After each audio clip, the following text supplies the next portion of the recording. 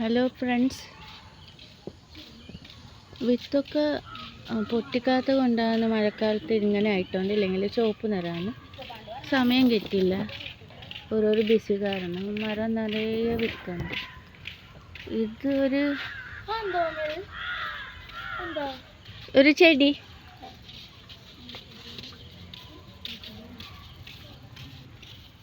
ഒരു കുട്ടിക്ക് ഇതെന്താണ്ട് ചോദിക്കുന്നുണ്ട്.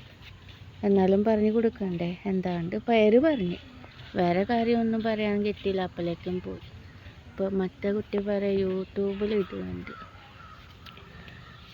അങ്ങനെ നല്ലൊരു ചെടിക്കാരനാണ് നമ്മൾ ഈ ഒരു ചെടി കസ്റ്റമർക്ക് വേണ്ടി യൂട്യൂബിൽ ഇടുന്നതും വിത്തൊക്കെ ഇല ചോദിക്കുമ്പോഴും അയച്ചു കൊടുക്കുന്നത്. പിന്നെ ഓയിൽ ഒക്കെ ഉണ്ടാക്കുന്നുണ്ട്. അത് നാട്ടിലുള്ളവർ തന്നെയാണ് മേടിക്കുന്നത്.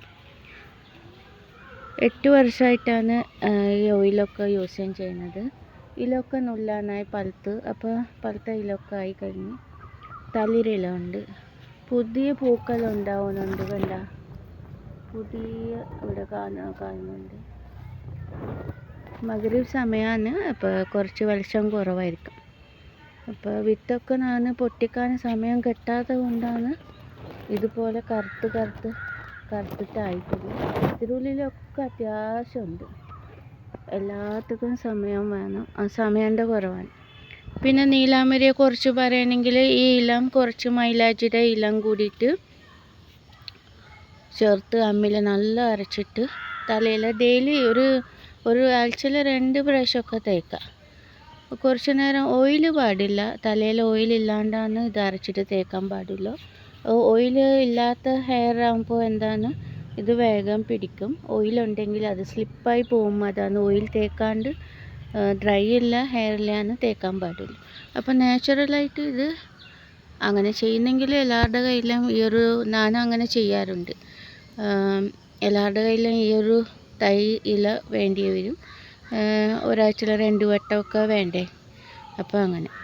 പിന്നെ ഓയിലിൻ്റെ കുറച്ച് നമ്മൾ എപ്പോഴും വീഡിയോ ഇട്ടുകൊണ്ടാണ് ഓയിൽ വന്നിട്ട് തേച്ച് തുടങ്ങിക്കഴിഞ്ഞാൽ എപ്പോഴും തേച്ച് കൊണ്ടേ നിൽക്കുക. കാരണം നമ്മുടെ മുടി കൊഴിഞ്ഞ് പോകാണ്ടിരിക്കാൻ വേണ്ടിയിട്ടാണ് കൂടുതലും നമ്മൾ യൂസ് ചെയ്യുന്നത്. അത് സത്യം തന്നെയാണ്. നീലാംബരി നല്ലതാണ്. ഈ വെളിച്ചെണ്ണയിൽ കുറച്ച് ഇല ചേർത്തിട്ട് കുറച്ചെന്ന് പറഞ്ഞാൽ 2 പിടിയൊക്കെ കുറച്ച് വെളിച്ചെണ്ണയിൽ ചെറിയ തീയിൽ ഇതൊന്ന് ചൂടാക്കുക. അപ്പോൾ നീല നിറം ആവും ചെയ്യും. കൂടുതൽ തീയിട്ടാൽ അതിൻ്റെ കളർ പോകും കേട്ടോ.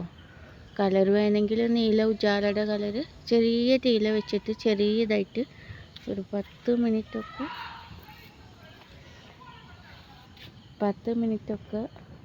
തിളപ്പിക്കുക.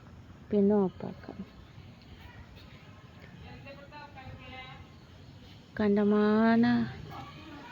കണ്ടമാന നീലാംബരിയുടെ ചെടികളൊക്കെ ഞാൻ വെച്ചുണ്ട്.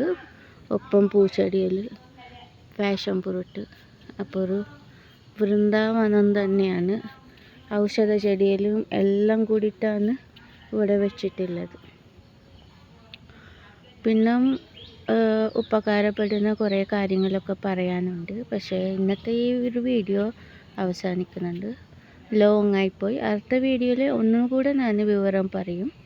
എല്ലാവരും ഷെയർ ചെയ്യാനും അതുപോലെ തന്നെ